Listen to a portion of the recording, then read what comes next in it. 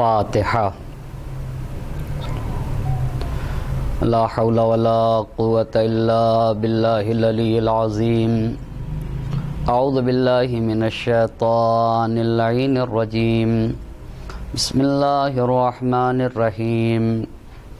الحمد للہ رب العالمین، الصلاة والسلام علی اشرف الانبیاء والمرسلین، خاتم النبیین سیدنا و مولانا ابی القاسم محمد، اللہم صل علی محمد وآل محمد وعلی اہل بیت الطیبین الطاہرین المعصومین، ولعنۃ اللہ علی اعدائہم اجمعین۔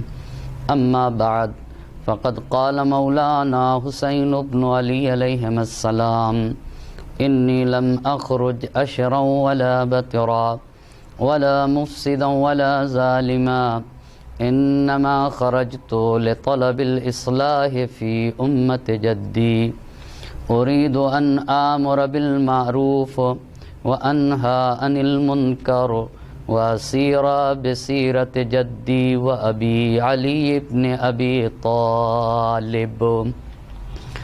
صلوات پڑھتے پر محمد اور آل محمد، اللہم صلی علی محمد و آل محمد۔ عشر مجالس کی آج 10ویں گفتگو ہے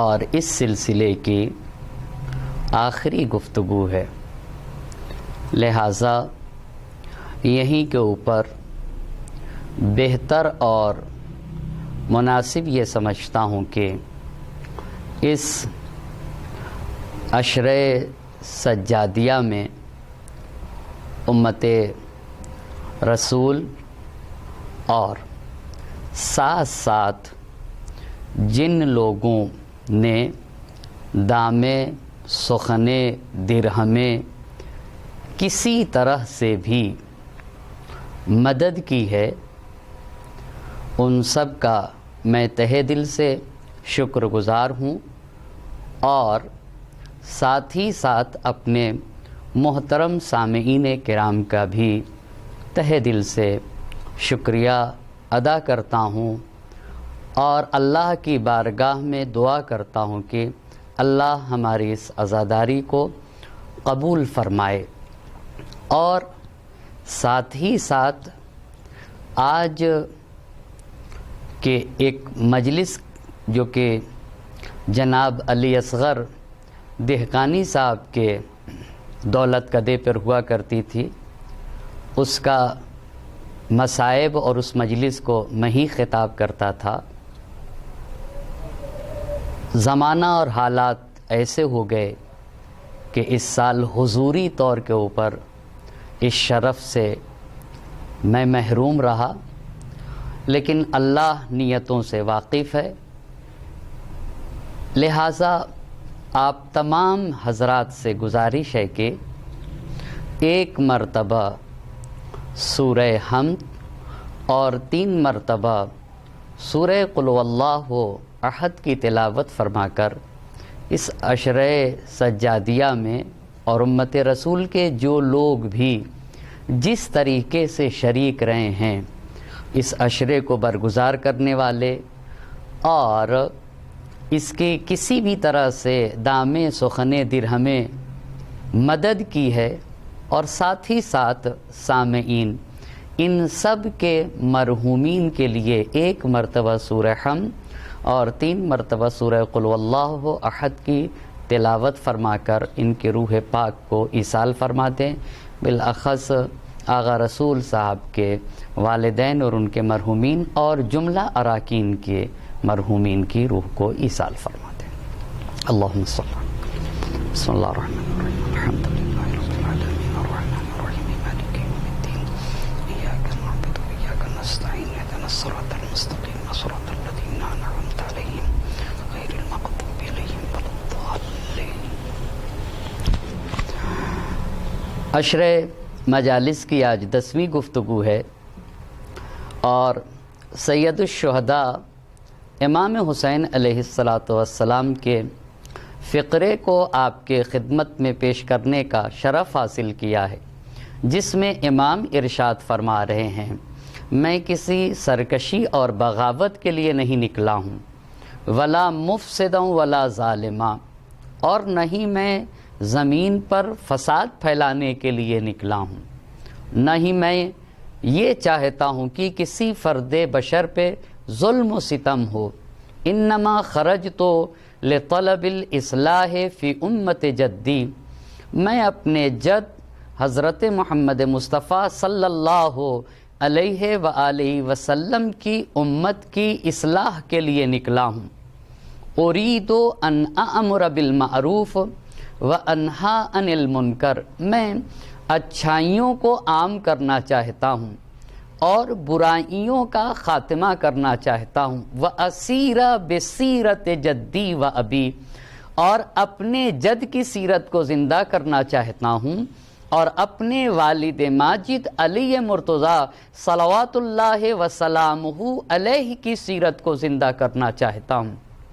چونکہ عنوان گفتگو یہ رکھا گیا ہے کربلا اور اس کے تقاضے، کربلا اور اس کی ڈیمانڈز کیا ہیں، لہٰذا آج کی گفتگو کا عنوان یہ قرار دیا گیا ہے کہ کربلا کا فرد بشریت سے اور انسان سے یہ تقاضا ہے، جس طریقے سے کئی تقاضے اور کئی ڈیمانڈز آپ کی خدمت میں عرض کیا، اسی طریقے سے نبی آئے تھے تاکہ لوگوں کو نا امیدی سے نکالیں اور لوگوں کو امیدوار بنائیں۔ تو کربلا کا ایک تقاضا اور کربلا کی ایک ڈیمانڈ انسان سے یہ ہے کہ وہ کسی طرح کی بھی نا امیدی اپنے دل میں نہ رکھیں، لہٰذا ہر انسان ایک امید کے ساتھ زندگی گزارے۔ اسی لیے آج اسی موضوع کے اوپر گفتگو کی جائے گی کہ وہ اسباب کیا ہیں جس سے انسان کے اندر نا امیدی آ جاتی، انسان مایوس ہو جاتا ہے، وہ اسباب کیا ہیں، اور ساتھ ساتھ وہ اسباب کیا ہیں جو انسان کے اندر امید کو اجاگر کرتے ہیں۔ سب سے پہلے یہ جاننا ہوگا کہ امید کہتے کسے ہیں۔ اس سے پہلے کہ میں بتاؤں امید کسے کہتے ہیں، معصوم کا یہ فرمان آپ کی خدمت میں عرض کرنا چاہتا ہوں، انما العمل رحمت من اللہ لامتی، نبی گرامی حضرت محمد مصطفیٰ صلی اللہ علیہ وآلہ وسلم کا یہ فرمان ہے کہ امید، انسان کا مایوس نہ ہونا اور انسان کا امیدوار ہونا، یہ اللہ سبحانہ تعالیٰ کی طرف سے میری امت کے لیے ایک رحمت ہے۔ یعنی ایک انسان امیدوار زندگی گزارے، ایک انسان کی زندگی میں کسی طرح کی کوئی مایوسی نہ ہو، یہ اللہ سبحانہ تعالیٰ کی رحمت ہے۔ اور اس کے بعد نبی نے فرمایا لولا العمل ما ارضعت ام ولدا، آپ سے سوال یہ ہے کہ ایک ماں اپنے بچے کو کیوں دودھ پلاتی ہے؟ ایک امید کی بنیاد کے اوپر کہ میرا بچہ بڑا ہوگا، اللہ اسے حیات عطا کرے گا، یہ میرا بازو بنے گا، یہ اپنی زندگی جیے گا اور اللہ اسے نوازے گا تو میرے لیے سہارا بنے گا۔ اسی لیے نبی نے فرمایا لولا العمل، اگر امید نہ ہوتی نا تو ما ارضعت ام ولدا، تو ایک ماں اپنے بچے کو دودھ نہ پلاتی۔ کس بنیاد کے اوپر؟ اس لیے کہ اسے امید ہے کہ یہ میرا بچہ جوان ہوگا، میرا بچہ پلے گا، بڑھے گا، آگے بڑھے گا، پروان چڑھے گا۔ اس امید کے تحت ایک ماں ایک بچے کو دودھ پلاتی ہے۔ اور آپ انصاف سے بتائیے، ایک مالی جو باغ میں پانی دیتا ہے، درخت جو بوتا ہے، کس ان بنیاد کے اوپر بولتا ہے؟ اگر امید نہ ہوتی نا تو لا غرس غارس شجرن، درخت بونے والا انسان کوئی درخت نہ بوتا۔ یعنی اگر انسان کو یہ امید نہ ہو کہ یہ جو میں درخت لگا رہا ہوں یہ درخت صحیح طریقے سے بڑھے گا، اس میں پھل آئیں گے۔ اگر بڑھنے کی اور پھل آنے کی امید نہ ہو ایک کسان اور ایک مالی کے ہاں تو ہرگز وہ مالی کوئی درخت نہ لگائے گا۔ درخت لگاتا ہی اس بنیاد کے اوپر ہے کہ اس کے ذہن میں، اس کے دل و دماغ میں یہ امید پائی جاتی ہے کہ یہ درخت بڑھے گا، اس میں پھل لگیں گے، انسان پھل سے مستفید ہوگا۔ اس کا مطلب کیا ہوا کہ انسان اپنی زندگی میں تبھی آگے بڑھ سکتا ہے جب انسان کے یہاں امید پائی جاتی ہو۔ کیسے ایک ماں اپنے بچے کو اس امید کی بنیاد کے اوپر دودھ پلاتی ہے کہ میرا بچہ بڑھے گا، میرا بچہ پروان چڑھے گا، میرا بچہ اپنے آگے کی منزلوں کو طے کرے گا، بڑھاپے میں میرے لیے سہارا بنے گا۔ تو جب ماں یہ امید رکھتی ہے کہ یہ بچہ جیے گا، آگے جائے گا، اس امید کے تحت ایک ماں بچے کو دودھ پلاتی ہے۔ مالی اس امید کے تحت درخت لگاتا ہے، پودے لگاتا ہے کہ یہ پودا بڑھ کے درخت بنے گا، ایک تناور درخت بنے گا اور اس میں پھل لگیں گے۔ اس کا مطلب یہ ہے کہ زندگی میں امید کتنی اہم شے ہے۔ ایک انسان ایک امید رکھتا ہے کہ مجھے وہاں تک جانا ہے اور میں پہنچوں گا، لہٰذا اسی امید کے تحت اپنے تلاش و کوشش و ایکٹیویٹیز کو انجام دیتا ہے۔ لہٰذا امید انسان کے یہاں تحرک ایجاد کرتی ہے، لیکن ادھر سے مایوسی انسان کی ناکامی کا زینہ ہے۔ زندگی میں مایوسی نہیں آنا چاہیے۔ اسی لیے دعائے کمیل کا یہ فقرہ، ارحم من رأس مالہ الرجا، اے میرے اللہ اس انسان کے اوپر تو رحم کر جس کا سارا سرمایہ صرف ایک شے ہے اور وہ امید ہے۔ یعنی اے اللہ تو ہم پر رحم کر، اس لیے کہ ہمارے پاس کچھ بھی نہیں ہے سوائے تیری ذات پر امید کے۔ دیکھا عزیزان محترم، کہا ہمارے پاس رجا اور امید کے سوا کوئی سرمایہ نہیں ہے۔ یہ ایک بات دعائے کمیل میں، اور دوسرا فقرہ ملتا ہے کہ کچھ گناہ ایسے ہیں جو انسان کی زندگی سے امید کو ختم کر دیتے ہیں اور انسان کے یہاں نا امیدی اور مایوسی ایجاد کرتے ہیں۔ اسی لیے دعائے کمیل کا دوسرا فقرہ یہ، اللہم اغفر لی الذنوب التی تقطع الرجا، اے میرے اللہ میرے ان گناہوں کو معاف کر دے جو گناہ زندگی میں مایوسی لاتی ہیں، جو گناہ زندگی میں نا امیدی لاتے ہیں، میرے ان گناہوں کو معاف کر دے۔ تو امید کہتے کسے؟ کیا ہاتھ پر ہاتھ رکھ کر بیٹھ جانا اور امید لگانا کہ ہمیں یہ مقام مل جائے گا، اسے امید کہتے ہیں؟ میں ایک چھوٹی سی مثال دوں اور پھر اپنی بات کو واضح کر دوں گا۔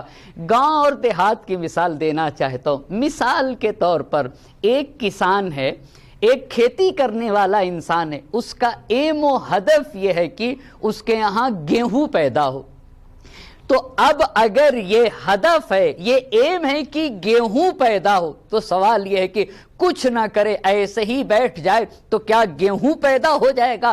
صرف یہ امید لگا کے کہ اللہ مجھے گیہوں دے دے گا؟ نہیں عزیزان محترم، اسے امید نہیں کہتے ہیں، اسے حماقت کہتے ہیں۔ تو پھر اسے کیا کرنا پڑے گا تاکہ یہ امید صحیح ہو سکے؟ کہا پھر اس کے لیے زمین کو ہموار کرنا پڑے گا۔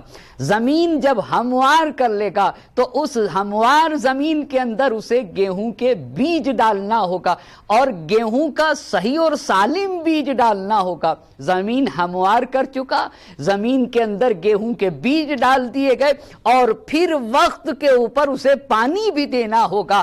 اگر اتنے کام کیے، اب انسان اللہ سے امید لگا کر بیٹھے کہ اللہ اب ہمیں گیہوں دے گا، اسے کہتے ہیں امید۔ یعنی جس مقصد تک ہمیں جانا ہے، اس مقصد تک جانے کے ذریعے کیا ہیں، اسے انسان فراہم کرے، تلاش و کوشش کرے، پھر اللہ سے امید لگائے کہ ہم اور آپ اس مقصد تک پہنچ جائیں. جیسے وہ کسان زمین کو ہموار کرے گا، پھر ہموار زمین کے اندر صحیح و سالم دانہ ڈالے گا اور اس کے بعد وقت پہ پانی دے گا، پھر امید لگائے گا کہ اللہ اسے گیہوں سے نوازے گا. ایک صلوات پڑھتے بر محمد اور آل محمد.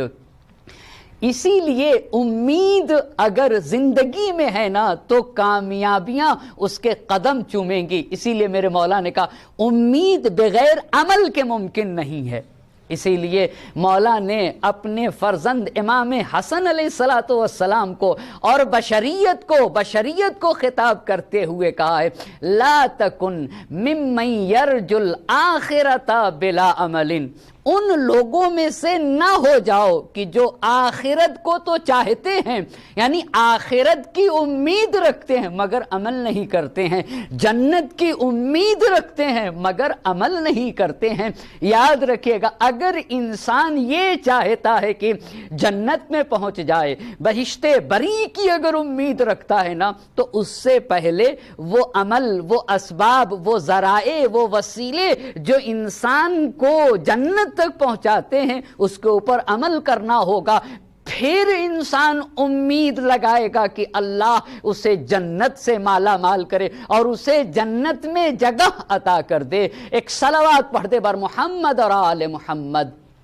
اسے کہتے ہیں امید. اب آئیے کربلا سے 2-3 مثالیں میں دوں. اگر امید ہے نا تو انسان آگے بڑھے گا، انسان حرکت کرے گا، انسان کے یہاں جنب و جوش پیدا ہوگا، انسان کے یہاں تحرک آئے گا. آپ نے جناب وہب کا نام سنا ہوا ہے، بہت توجہ کریے گا. جناب وہب ہیں، جناب وہب ان کی والدہ بھی ہیں، کربلا میں گئی ہیں. یہ کرسچن ہیں، عیسائی مذہب سے ہیں. لکھا ہے تاریخ نے سید الشہداء ان کے پاس آئے تو جناب وہب کی نگاہ تو نہ پڑی سید الشہداء کے اوپر، ان کی مادر گرامی کی نگاہ پڑی. تو جناب وہب کی مادر گرامی جناب وہب سے کہتی ہیں کہ سید الشہداء آئے ہوئے ہیں. سید الشہداء کو دیکھتے ہی جناب وہب نے اپنی مادر گرامی سے کہا چلیے کربلا چلیں گے. سامان سفر اٹھایا، کربلا آئے، اسلام کو قبول کیا، مسلمان ہوئے. جناب وہب نے راہ خدا میں شہادت پیش کر دی. ایک بات پہ توجہ کریے گا، کیا چیز تھی کہ ایک 25 سالہ جوان کو کربلا اٹھا کے لے آئی.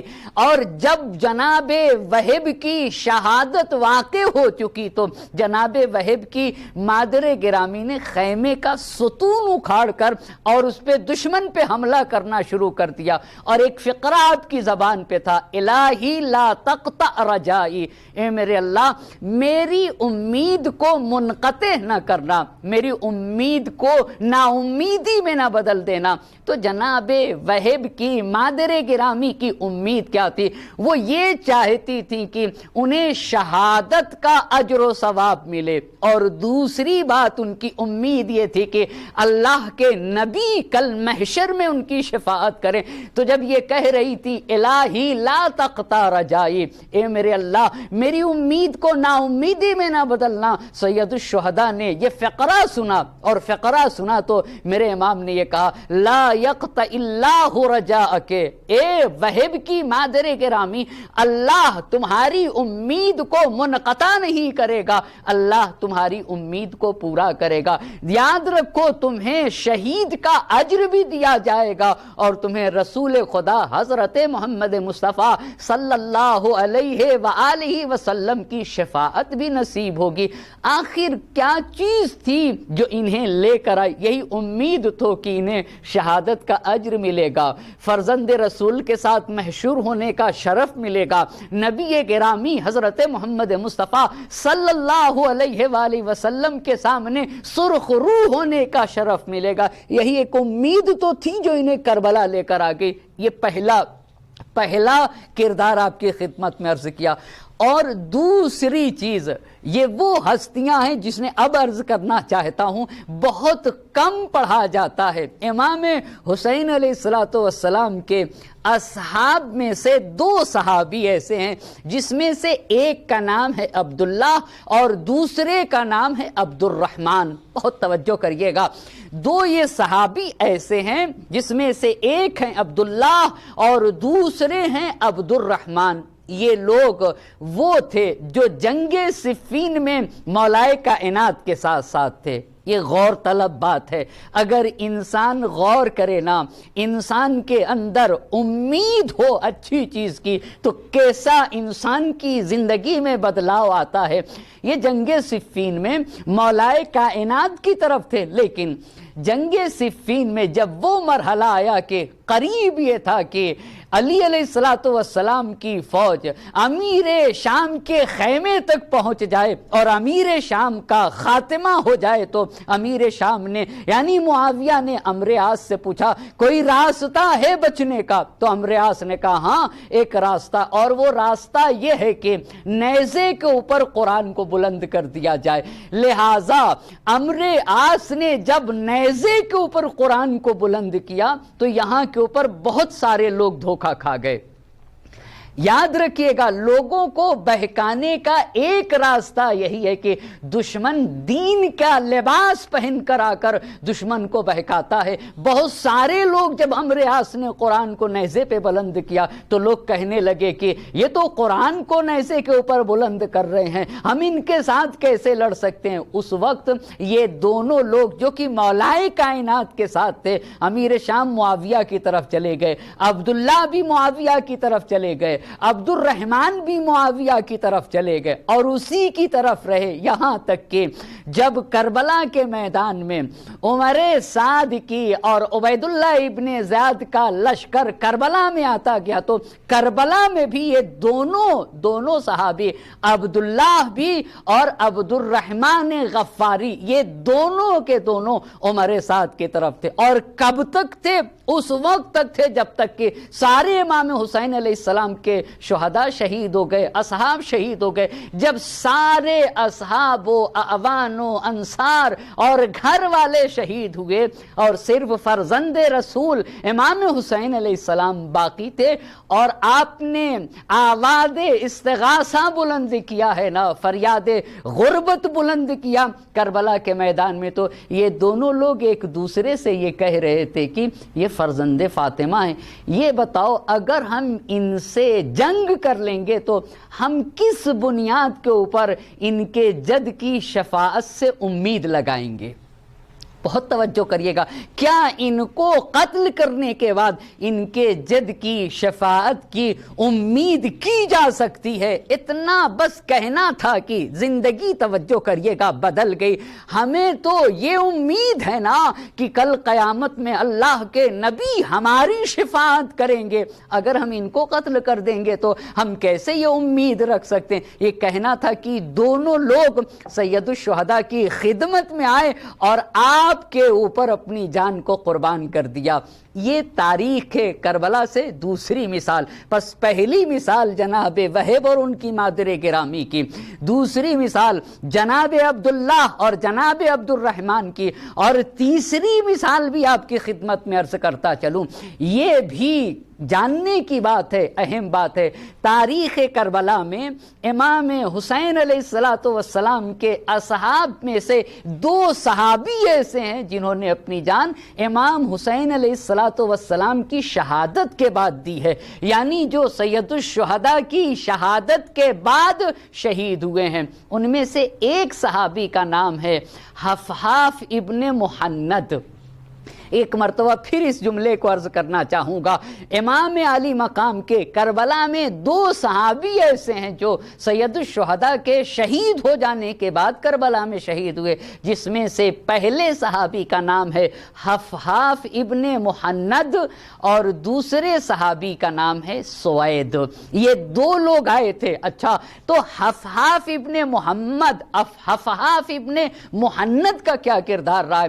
تاریخ کربلا نے لکھا لکھا ہے کہ یہ جب کربلا کی طرف روانہ ہوئے اور چاہ رہے تھے کہ کربلا پہنچ جائیں تو کربلا کے لیے روانہ ہوئے، لیکن جب انہوں نے حفاف ابن مہند نے کربلا کی سرزمین پہ قدم رکھا تو دیکھا کہ خیام حسینی کو غارت کیا جا رہا تھا اور خیام حسینی پہ حملہ کیا جا رہا تھا، امام حسین علیہ السلام کے خیام کو لوٹا جا رہا تھا۔ تو حفاف ابن مہند نے پوچھا بھائی یہ کیا کر رہے ہو، یہ کیا ہوا اور کیا ماجرا، کیا واقعہ ہے؟ تو کہا گیا کہ حسین اور ان کے اصحاب و انصار و آوان شہید ہو گئے، ان کے خیام کو لوٹا جا رہا ہے۔ بس وہیں کے اوپر انہوں نے اپنی تلوار نکالی، حملہ کیا اور شہید ہو گئے۔ یہ پہلے شہید ہیں۔ ایک بات پہ یاد رکھے گا، کس امید کو لے کر آئے تھے؟ فرزند رسول ہیں، ان کی حمایت کرنا ہوگا، ان کے اوپر اپنی جان کو دینا ہوگا تاکہ نبی گرامی کے سامنے سرخرو ہو سکیں۔ یہ پہلے شہید ہیں جو کربلا میں سید الشہداء کے شہادت کے بعد شہید ہوئے، اور دوسرے جناب سوید ہیں۔ تاریخ نے جناب سوید کے لیے لکھا ہے کہ یہ زخمی ہو گئے تھے، مجروح ہو گئے تھے، مگر سید الشہداء کے شہادت کے بعد ایک مرتبہ ان کو افاقہ ہوتا ہے، ہوش میں آ جاتے ہیں، اور جب ہوش میں آ جاتے ہیں تو دیکھتے ہیں کہ سارے لوگ شہید ہو گئے۔ تو اتفاق سے تاریخ نے لکھا ہے کہ ان کے پاس ایک خنجر تھا اور خنجر کو نکال کر حملہ کرنا شروع کیا تو وہاں شہید ہوئے۔ یہ تھی امید جو انسان کے زندگی میں تحرک لے کر آتی ہے۔ ایک صلوات پڑھ دے بر محمد اور آل محمد۔ جب اتنی بات آپ کی خدمت میں عرض کر دیا تو آنے والا میرے پانچویں امام محمد باقر علیہ السلام کی خدمت میں آ کر عرض کرتا ہے ہمارے اور آپ کے پانچویں امام سے کہ آقا قرآن میں وہ کون سی آیت ہے جو سب سے زیادہ انسان کو امید دلاتی ہے اور مایوسی کو انسان کی زندگی سے ختم کرتی ہے؟ اسے غور کریں گے، یقیناً ہم اور آپ کے لیے مفید واقع ہوگی۔ پوچھنے والا امام سے پوچھتا ہے کہ قرآن کریم میں وہ کون سی آیت ہے جو سب سے زیادہ امید کی طرف تشویق دلاتی ہے، سب سے زیادہ انسان کے دل سے، ذہن و دماغ سے نا امیدی کو نکالتی ہے؟ تو میرے پانچویں امام نے کہا یہ بتاؤ تم لوگوں کا کیا خیال ہے، تم اس سلسلے میں کیا کہتے ہو؟ تو وہ شخص کہتا ہے کہ ہم اور ہمارے گھر والے، قبیلے والے، خاندان والے، قوم والے جب ہم ایک ساتھ جمع ہوتے ہیں نا تو ہمارا کہنا یہ ہے کہ قرآن کریم کی یہ آیت سب سے زیادہ امید کو بیان کرتی ہے۔ وہ آیت یہ ہے قُلْ يَا عِبَادِيَ الَّذِينَ أَسْرَفُوا عَلَىٰ أَنفُسِهِمْ لَا تَقْنَطُوا مِن رَحْمَةِ اللَّهِ إِنَّ اللَّهَ يَغْفِرُ الذُّنُوبَ جَمِيعًا إِنَّهُ هُوَ الْغَفُورُ الرَّحِيمُ۔ کہتا ہے کہ وہ شخص کہتا ہے میرے پانچویں امام سے کہ جب ہم آپس میں بیٹھتے ہیں نا تو ہم یہ کہتے ہیں کہ قرآن کی یہ آیت، اس آیت کا مطلب کیا ہے؟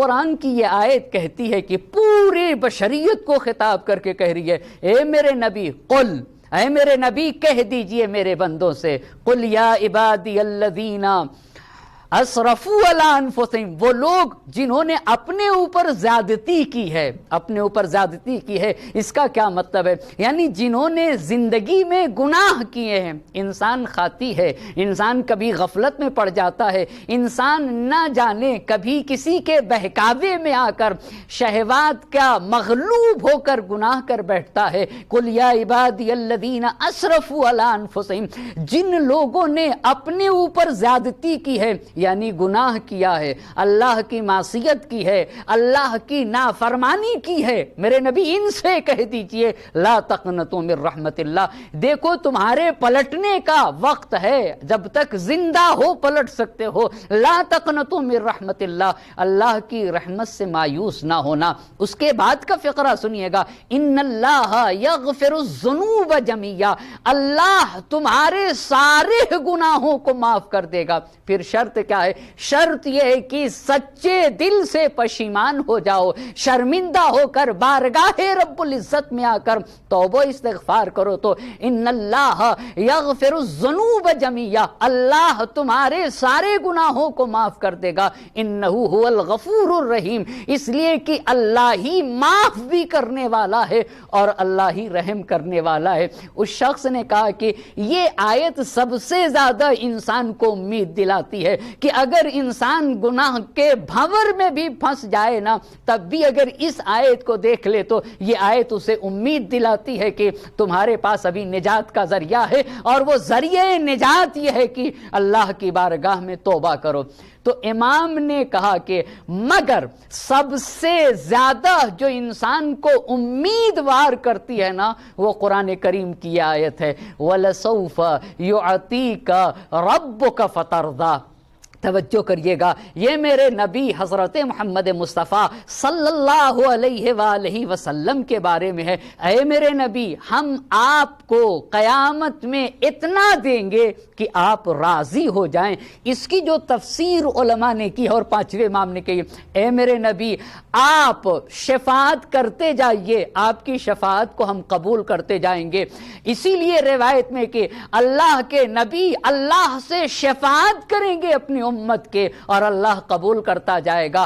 اللہ پوچھے گا میرے حبیب راضی ہوئے، میرے حبیب راضی ہوئے، میرے حبیب راضی ہوئے۔ جب تک اللہ کے نبی ہمارے حضرت محمد مصطفیٰ صلی اللہ علیہ وآلہ وسلم راضی نہ ہو جائیں گے، اللہ ان کی شفاعت کو قبول کرے گا۔ اسی لیے میرے امام نے کہا سب سے زیادہ جو انسان کو امید دلاتی ہے وہ یہ آیت ہے جس میں اللہ کہتا ہے وَلَسَوْفَ يُعْطِيكَ رَبُّكَ فَتَرْضَىٰ، اے میرے حبیب ہم آپ کو اتنا دیں گے کہ آپ راضی ہو جائیں گے۔ امام نے کہا یعنی الشفاعت الشفاعت الشفاعت، یہ آیت کہتی ہے کہ تم کو تمہارا نبی قیامت میں تمہاری شفاعت کرے گا۔ لیکن عزیزان محترم، نبی شفاعت کریں گے کب؟ جب انسان اپنے آپ کو اس لائق بنائے گا کہ اللہ کا نبی اس کی شفاعت کر سکے۔ ایک صلوات پڑھیں گے بر محمد اور آل محمد۔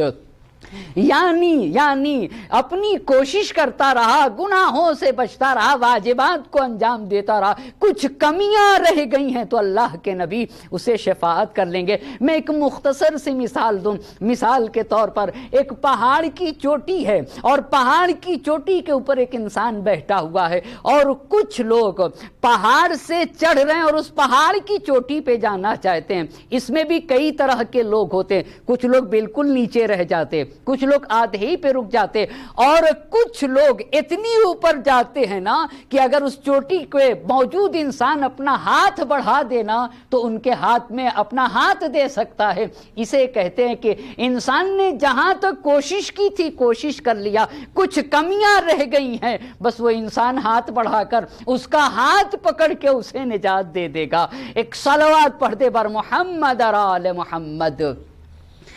اتنی بات جب آپ کی خدمت میں عرض کر چکا تو اب یہ کہنا چاہوں گا، وہ کیا چیز ہے جو انسان کو مایوس کرتی ہے، جو انسان کی زندگی میں نا امیدی لے کر آتی ہے؟ آخر وہ کیا چیز ہے؟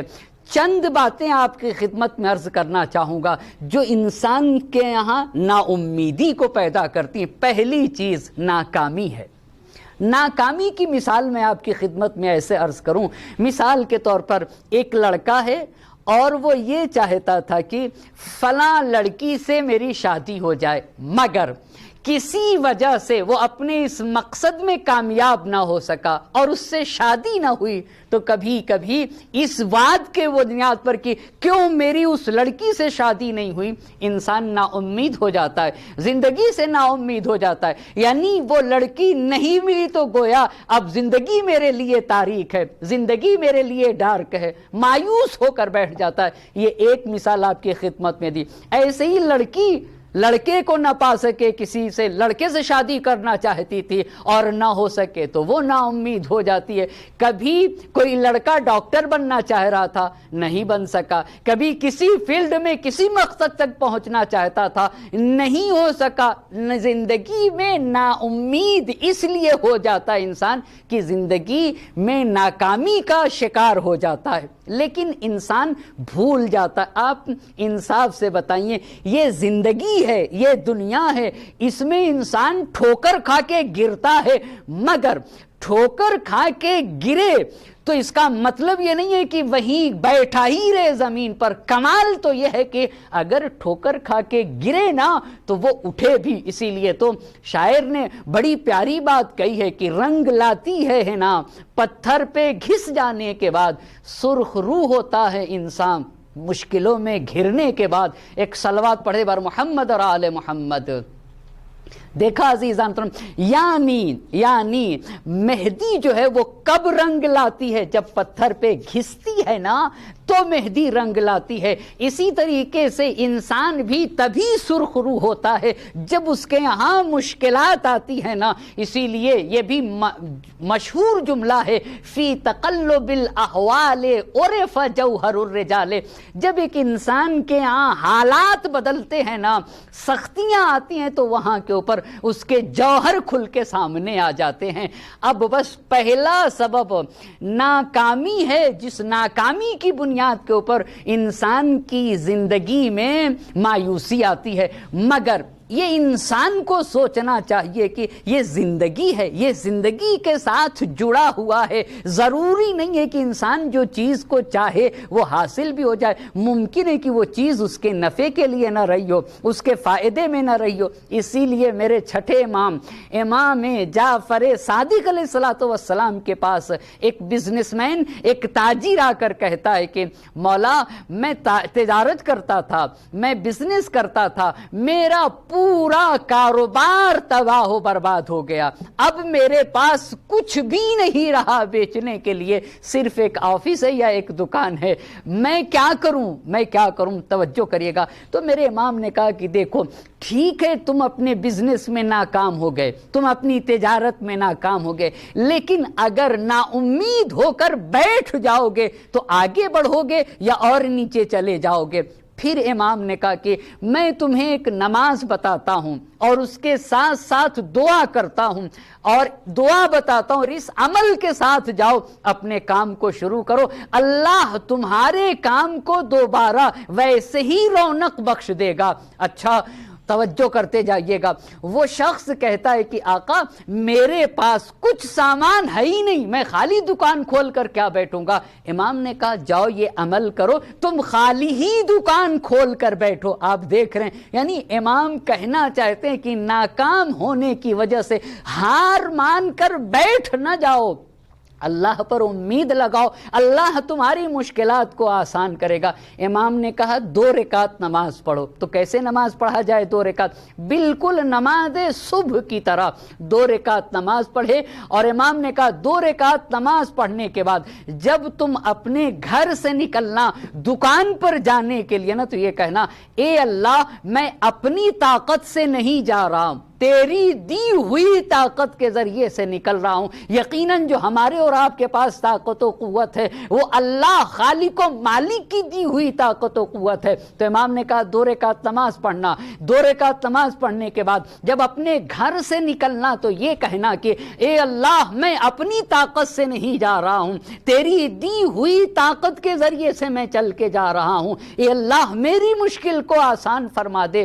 तारीख ने लिखा है कि कूफे का रहने वाला था, एक इंसान कूफे में आकर अपनी दुकान खोलकर सिर्फ बैठ जाता है और कोई सामान नहीं है, नाकाम हुआ है बिजनेस में, इसका बिजनेस खराब हो गया, कोई काम भी नहीं था, अपनी दुकान खोलकर बैठ गया। जब दुकान खोलकर बैठ गया तो देखा कि उसी बाजार में एक इंसान है जो अपने हाथों के ऊपर सामान रखे बेच रहा था, कपड़े बेच रहा था, अपने हाथों पर रखे हुए कपड़े वजनी थे, हाथ दुख रहे थे। आगे बढ़ा, कहा देखो تمہارے پاس سامان ہے جگہ نہیں ہے، میرے پاس جگہ ہے سامان نہیں ہے۔ ایسا کرتے ہیں کہ شریک ہو جاتے ہیں اور جو نفع نقصان ہوگا اس میں آپس میں برابر کے شریک رہیں گے۔ جیسے اس سے کہا، اس انسان کو بات سمجھ میں آگے، بات صحیح ہے بھائی، میں کب تک تھکتا رہوں گا ہاتھ پر لیے ہوئے، میرے پاس سامان ہے جگہ نہیں، اس کے پاس جگہ ہے سامان نہیں، لہٰذا دونوں نے شریک ہو کے کام شروع کیا۔ روایت کہتی ہے کچھ ہی دنوں میں اس کے حالات ویسے ہی ہو گئے جیسے پہلے تھا۔ دیکھا عزیزان محترم، اگر انسان کسی ناکامی کا شکار ہو کے ایسے بیٹھ جائے تو اور پس سے پستر ہو جائے گا۔ کبھی بھی اسے امید کا دامن نہیں چھوڑنا چاہیے۔ اگر امید کے دامن کو مضبوطی سے پکڑے رہے گا نا تو انشاءاللہ کامیابیاں اس کے قدم چومیں گی۔ یہ پہلی چیز رہی جو انسان کو نا امید بناتے ہیں۔ دوسری چیز جس سے انسان کی زندگی میں نا امیدی آتی ہے وہ گناہ ہے۔ بہت توجہ کرے گا میرا محترم مجمع، گناہ انسان کے اندر نا امیدی ایجاد کرتا ہے۔ اسی لیے مولائے کائنات حضرت علی ابن ابی طالب علیہ السلام نے اپنے فرزند امام حسن علیہ السلام سے کہا ہے لا تیأسن من شر هذه الامہ، اے میرے لال حسن دیکھو اس امت کے گناہ تمہیں مایوس نہ کر دیں اور اس امت کی برائی اور گناہوں کی وجہ سے تمہارے اندر نا امیدی اور مایوسی نہ آ جائے۔ یقیناً اسے رک کے میں دو بات عرض کرنا چاہوں گا آپ کی خدمت میں۔ یقیناً انسان سے گناہ ہوتے ہیں، لیکن گناہ ہونے کے بعد انسان یہ نہ سوچے کہ اب میرے لیے راستہ بند ہو گیا، میں بدبخت ہو جاؤں گا، میری نجات کا کوئی راستہ ہی نہیں ہے۔ نہیں عزیزان محترم، تاریخ سے دو مثال آپ کی خدمت میں عرض کرتا ہوں، توجہ کریے گا۔ گناہ ہوتے ہیں انسان سے، مگر کمال یہ ہے کہ گناہ اگر ہو جائیں، سرزد ہو جائے نا، تو انسان کم سے کم اتنا تو سمجھ لے کہ اپنے گناہوں سے ہجرت کر جائے۔ وہ کیا؟ اللہ کی بارگاہ میں شرمندہ ہو، پشیمان ہو، توبہ استغفار کرے، یہی تو کمال ہے۔ دو مثال تاریخ سے عرض کرتا ہوں۔ ابو جہل کا بیٹا بہت خراب انسان تھا، اسلام کے خلاف لڑتا تھا اور اسلام کو ختم کرنے کی کوشش کرتا تھا۔ اللہ کے نبی نے اس کے لیے یہ ارشاد بھی فرما دیا تھا، اعلان کروا دیا تھا اس کو قتل کر دیا جائے، مگر ایک دن اپنی گناہ کی طرف متوجہ ہوا، نبی گرامی کی خدمت میں آ کر توبہ استغفار کیا تو اللہ کے نبی نے اس کے لیے دعا کی، بارک اللہ، اللہ تمہیں مبارک قرار دے۔ بہت توجہ کرے گا، اللہ کے نبی نے کہا یہ تمہارا کام بہت پسندیدہ ہے۔ گناہ کرنے کے بعد گناہ سے شرمندہ تو ہوئے اور شرمندہ ہونے کے ساتھ ساتھ اپنے لیے توبہ اور مغفرت کا سامان فراہم کرنے کی تو کوشش کی۔ یہ پہلی مثال۔ دوسری مثال آپ دیکھیں تو ذرا، حر کتنا بڑا گنہگار انسان تھا، کتنا بڑا گنہگار انسان تھا۔ لجام فرس حسینی پر اس نے ہاتھ ڈال دیا تھا، اگر یہ نہ ہوتا، ہاتھ نہ ڈالتا تو سید الشہداء کو یہی تو کربلا کے میدان میں لے کر آئے تھے۔ مگر جب انہیں اپنی گناہ کا اعتراف ہوا اور سید الشہداء کی خدمت میں آئے تو یہی تو کہا تھا حل من التوبہ، کیا میری توبہ قبول ہو سکتی ہے؟ تو میرے امام نے کہا ہاں، اور کیسا استقبال کیا۔ تین عظیم کارنامے حر کے ساتھ کہیں۔ کبھی میرے امام نے یہ نہیں کہا کہ تم نے ہی تو لجام فرس پہ ہاتھ ڈالا تھا، تمہاری وجہ سے میرے بچے پیاسے رہ گئے، تمہاری وجہ سے ہم کو یہ تکلیفیں اٹھانا پڑی، یہ کریم انسان تھے نا، ایسا کچھ بھی نہ کہا۔ مگر تاریخ نے اتنا لکھا ہے کہ جناب حر کے سر کو کاٹ کے جب سید الشہداء کی طرف پھینکا گیا نا تو سید الشہداء نے حر کے سر کو اٹھا لیا اور اٹھانے کے بعد خاک کو اس سے صاف کر کے میرے امام نے کہا تھا ما اخطأت امک، تیری ماں نے کوئی خطا نہیں کی تھی، اذا سمت کا حرن، اس لیے کہ تیری ماں نے تیرا نام حر رکھا تھا، انت حر فی الدنیا والآخرہ، تو آخرت میں بھی حر ہے، دنیا میں بھی حر ہے۔ یہ پہلا کام کیا تھا۔ یعنی کہنا کیا چاہتے تھے؟ گناہ کر کے جو انسان اپنی گناہ پر شرمندہ ہو جائے نا، یہ حر صفت انسان کی پہچان ہے، یہ حر کا کردار ہے عزیزان محترم۔ یہ پہلا کام کیا۔ دوسری بات آپ بتائیں تاریخ کربلا میں کسی کے ساتھ یہ کیا ہو؟ جناب حر حضور کے ساتھ دوسرا کردار سید الشہداء کا یہ تھا، اپنی مادر گرامی کا رومال ان کی پیشانی کے اوپر باندھ دیا، یہ دوسرا کام۔ اور تیسرا کام، حر کی شہادت کے اوپر خود حر کے سرانے پہنچے سید الشہداء، ایک صلوات پڑھ دے بر محمد اور آل محمد۔ اسی لیے پس پہلی چیز جہاں سے انسان کے یہاں نا امیدی آتی ہے وہ ناکامی ہے، دوسری بات جہاں سے نا امیدی آتی ہے وہ گناہ ہے، گناہ انسان کو نا امید کرتے ہیں، تیسری بات جہاں سے انسان کو نا امیدی آتی ہے وہ بیماری ہے۔ کبھی کبھی انسان کسی خطرناک بیماری میں مبتلا ہو جاتا ہے، مثال کے طور پر اس کے گھر میں الیاذ باللہ، اللہ نہ کرے کسی کے ہاں یہ مشکل آئے، کسی کے گھر میں بچہ پیدا ہوتا ہے مگر بچہ صحیح و سالم نہ ہو، یہ بھی ایک مشکل ہے، یا کسی کی فیملی، کسی کی بیوی خطرناک بیماری میں گرفتار ہے، اب انسان مایوس ہو گیا، اللہ کی رحمت سے مایوس ہو گیا، اپنی زندگی سے مایوس ہو گیا۔ یہ بیماری انسان کو کبھی کبھی مایوس کر دیتی ہے، اسی لیے قرآن نے کہا وَإِذَا مَسَّهُ الشَّرُّ كَانَ يَئُوسًا، جب انسان مشکلات میں گرفتار ہوتا ہے نا تو انسان مایوس ہو جاتا ہے، لیکن عزیزان محترم وہ جانتا نہیں ہے کہ اللہ نے اس کے ساتھ کتنا لطف و کرم کیا ہے۔ یہی تو روایت کہتی ہے نا، جب انسان بیمار ہوتا ہے نا تو اللہ نے اس کا کیا اجر رکھا ہے، اس انسان کے گناہ ایسے جھڑ جاتے ہیں جیسے پتجھڑ کے موسم میں درختوں سے پتے جھڑ جایا کرتے ہیں۔ اگر یہ چیز سوچ لے کہ اس بیماری میں میری ہی بھلائی ہے، میری ہی بھلائی ہے، یعنی بیماری کی بنیاد پر اللہ اس کے گناہوں کو معاف کر دیا کرتا ہے اور اسے بالکل پاک و پاکیزہ بنا دیا کرتا ہے۔ ایک صلوات پڑھ دے بر محمد اور آل محمد۔ یہ پہلی بات ہوئی، لہٰذا عزیزان محترم ایسا نہ ہونے پائے کہ بیمار ہونے کی وجہ سے انسان کسی بیماری میں مشکلات میں گرفتار ہونے کی بنیاد پر نا امید ہو جائے، نہیں، یقیناً لطف پروردگار اس کے شامل حال ہے، اللہ اسے کتنے اجر سے نوازے گا یہ اس کا خالق اور مالک جانتا ہے، اس کو پاک و پاکیزہ کر دیتا ہے۔ اور کبھی کبھی بیماری سبب بنتی ہے کہ انسان اپنے گناہوں کی طرف متوجہ ہو جائے، انسان اپنے کیے ہوئے کارناموں کی طرف متوجہ ہو جائے، انسان توبہ استغفار کی طرف متوجہ ہو جاتا ہے اور نہ جانے کتنا انسان اپنے اللہ سے قریب ہو جاتا ہے۔ یہ ایک بات۔ دوسری بات یہ انسان کو زندگی میں خیال کرنا چاہیے، صرف ہم ہی بیمار نہیں ہوتے ہیں، روایت نے تو لکھا ہے کہ ائمہ اطہار علیہ السلام بھی آنکھ کے درد میں مبتلا ہوئے ہیں۔ پانچویں امام کے لیے لکھا ہے کہ شدید کبھی کبھی بخار ہو جاتا تھا اور اگر گرمی کا موسم رہتا تھا تو اپنے لباس کو بھگو کے اس پہ پانی ڈالتے تھے اور بلند آواز سے کہتے تھے یا فاطمہ، جس کے لیے علامہ مجلسی رحمت اللہ علیہ نے لکھا ہے کہ کیوں جب بخار ہوتا تھا تو اپنے لباس کو بھگو لیتے تھے گرمی کے موسم میں اور بلند آواز سے کہتے تھے یا فاطمہ، کہتے تھے یا فاطمہ کہہ کے یہ شفا طلب کرتے تھے اپنی مادر گرامی فاطمۃ الزہرا سلام اللہ علیہا سے۔ ایک صلوات پڑھ دے بر محمد اور آل محمد۔ بس یہ تین باتیں آپ کی خدمت میں عرض کیا جہاں سے انسان کی زندگی میں نا امیدی آ سکتی ہیں، ایک ناکامی، دوسرے گناہ اور تیسرے عزیزان محترم بیماری ہے۔ چوتھی بات جہاں سے انسان کی زندگی میں نا امیدی آتی ہے، دعا کا قبول نہ ہونا۔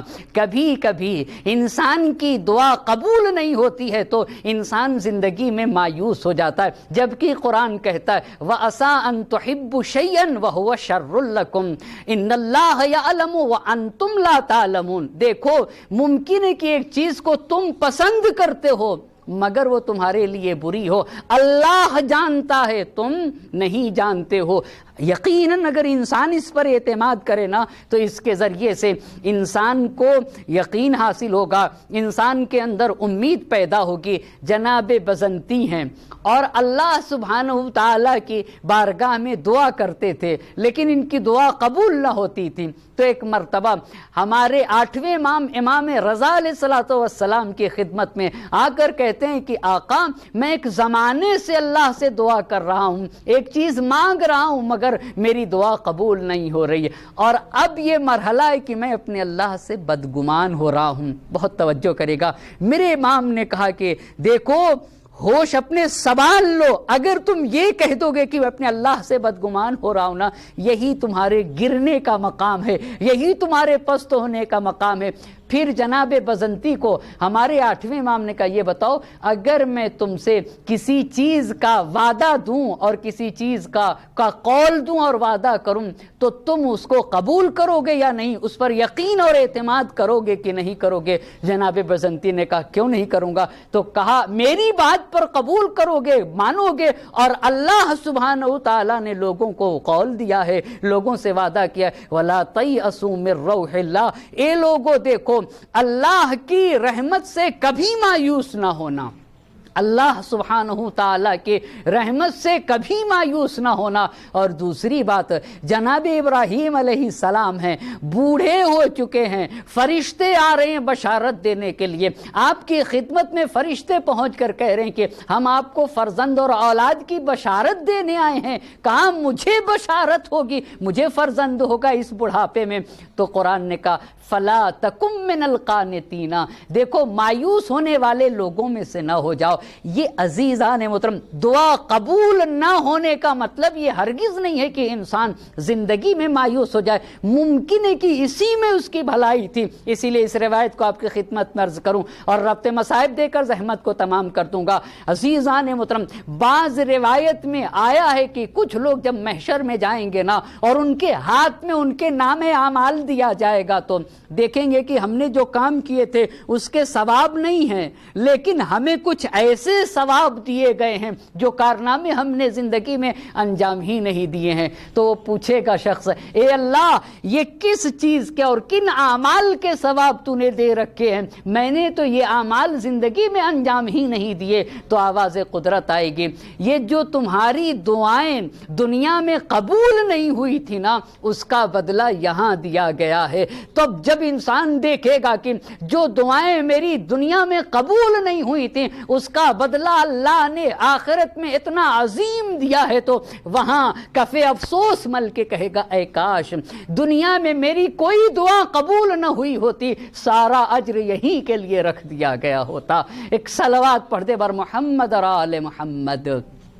دیکھا عزیزان محترم، یہ وہ چیز ہے جو انسان کے اتنی چیزوں کے ذریعے سے نا امیدی پیدا ہو جاتی ہے۔ پہلی ناکامی کے ذریعے سے، دوسری چیز گناہ کے ذریعے سے، تیسری چیز ہے کہ بیماری کی وجہ سے، اور چوتھی بات دعا کے قبول نہ ہونے کے ذریعے سے۔ لیکن ایک چیز ہے جو انسان کو امیدوار بناتی ہے، وہ یہ ہے کہ انسان اپنی نیت کو اچھا کر لے۔ اگر انسان اپنی نیت کو اچھا کرے، اسی لیے روایت کہتی ہے کہ احسان النیت یوجب المثوبہ، اگر انسان کی نیت پاک ہے نا تو انسان کو اللہ اجر و ثواب دے گا، اللہ اجر و ثواب دے گا۔ اسی لیے تو ہم کیوں کہتے ہیں کہ جب سید الشہداء کا نام آ جائے نا تو لوگ کہتے ہیں کہ یہ کہا کرو یا لیتنی کنت معک فافوز معک، اے کاش ہم بھی کربلا میں ہوتے تو ہم کو بھی آپ کے ساتھ یہ عصمت ملتی، یہ مقام ملتی۔ یہ آج بھی اگر کوئی سچے دل سے نیت کر لے کہ اگر سید الشہداء کے ساتھ اے کاش ہم بھی سید الشہداء کے ساتھ ہوتے، تو روایت کہتی ہے کہ انسان کو جو لوگ سید الشہداء کے ساتھ تھے، جو انہیں اجر دیا گیا تھا، وہ انسان کو اجر نصیب ہوگا۔ بس عزیزان محترم، زحمت کو تمام کر دے رہا ہوں، اور بھی باتیں بہت ساری تھیں جو آپ کی خدمت میں عرض نہ کر سکا۔ انشاءاللہ اللہ نے توفیق دی تو پھر ایک مرتبہ آپ کی خدمت میں عرض کرنے کا اگر موقع ملا، اللہ کی طرف سے توفیق شامل حال ہوئی تو یقیناً عرض کروں گا۔ آپ ذرا سید الشہداء کی مناجات تو دیکھیں، یہ الہی یعنی اے اللہ انت رجائی فی کل شدت، اے میرے اللہ تمام مشکلات میں، تمام گرفتاریوں میں یہ حسین صرف اور صرف تیری ذات پر امید لگائے ہوئے ہے، یہ حسین صرف اور صرف تجھ سے ہی لو لگائے ہوئے ہے۔ یہ سید الشہداء نے کربلا میں بیان کیا ہے۔ بس عزیزان محترم، اسی لیے تو راہ خدا میں کیوں سب کچھ لٹا دیا؟ اس لیے کہ حسین کا خالق و مالک دیکھ رہا تھا، حسین کی امید خالق و مالک خدا سے تھی۔ اپنی بیٹی سکینہ کو، اپنی بیٹی سکینہ کی جدائی برداشت کی، کتنا کیا سید الشہداء کے لیے سخت نہ رہا ہوگا، جن کے لیے میرے امام نے کہا ہے لَأَمْرُكَ إِنِّي كُنْتُ أُحِبُّ دَارًا، تمہیں میری قسم ہے مجھے وہ گھر پسند ہے تکون فیہا سکینۃ و رباب، جس میں میری سکینہ اور رباب رہتی ہے نا، وہ مجھے گھر پسند ہے۔ اجرکم اللہ۔ بعد شہادت حسین کو، بعد شہادت حسین بیٹی کو اپنے بابا کی محبت ستاتی تھی، اسی لیے زندان شام کے دروازے پر بیٹھ کر یہ جب پرندے شام کو اپنے اپنے گھونسلے کو پلٹتے تھے نا، تو یہ بیٹی کہتی تھی کہ پھوپھی اماں یہ پرندے کہاں جا رہے ہیں؟ تو زینب کہتی تھی بیٹی یہ پرندے اپنے اپنے گھونسلے کو جا رہے ہیں، پھوپھی اماں ہمیں مدینہ کب جانا نصیب ہوگا؟ اجرکم اللہ۔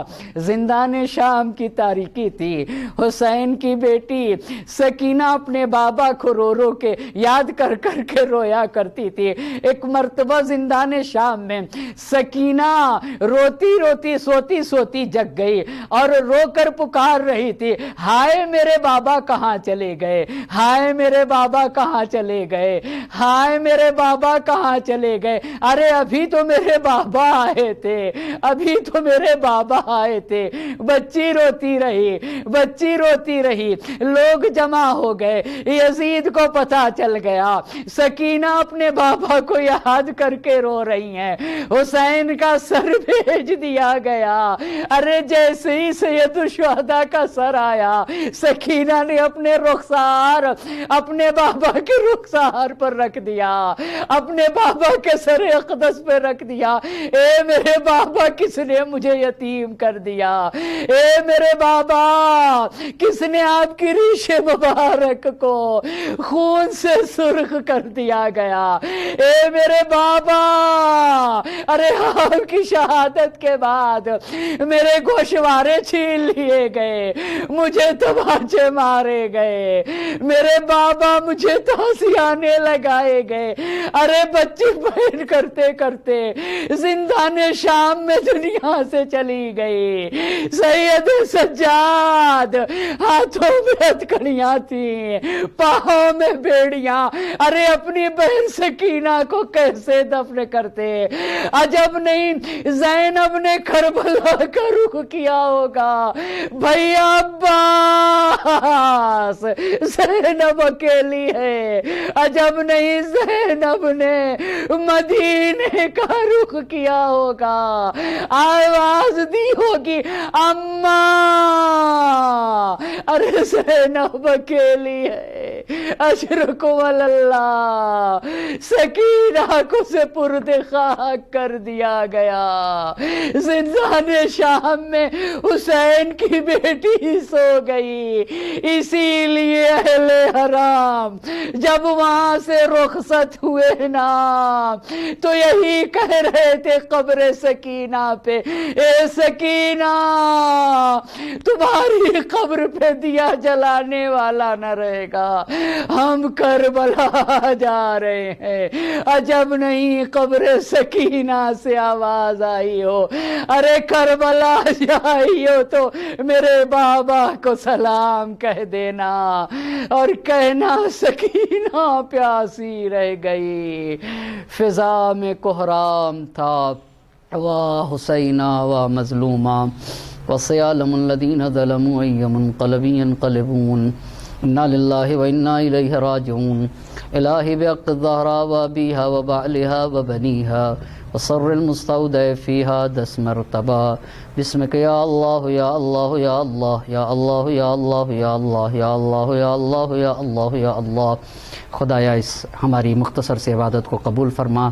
معبود جن لوگوں نے اس عشرے میں امت رسول اور عشرِ سجادیہ کے بانیین اور جن لوگوں نے اس میں کسی طریقے سے مدد کی ہے، پاک پروردگار اور خاص طور سے علی اصغر دہقانی صاحب کا جلوس نکلتا تھا معبود، ان سب کے جو مرحومین ہیں اور خاص طور سے سامعین کے جتنے مرحومین ہیں سب کے لیے 1 مرتبہ سورہ حمد اور 3 مرتبہ سورہ قل واللہ احد کی تلاوت فرما کر ساتھ ساتھ آغا رسول صاحب کے مرحومین کے بھی روح کو ایصال فرما دیں۔